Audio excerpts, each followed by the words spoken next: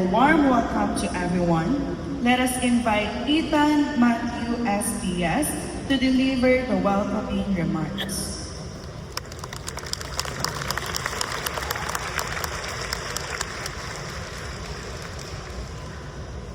To our distinguished guests, Dr. Lorenzo C. Hizon, our respected administratrix, Mrs. Rosana Wenona Banson Dizon, beloved teachers, honored parents, our graduating class, ladies and gentlemen, a pleasant morning. Today marks the end of one chapter of our journey and the beginning of another fruitful one.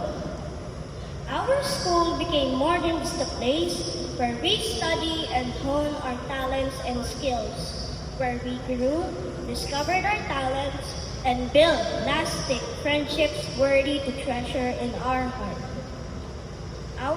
Apart from the various lessons we've learned along the way, our teachers taught us something more valuable, and that is how to believe in ourselves and be proud of our little names. We shall not forget that this initial journey would not have been viable without our dear parents, who lovingly supported us in every step of the way. We are glad to give back a little of your sacrifices for us, dear parents. And at this juncture, let me welcome you all to our program for you this morning. Thank you.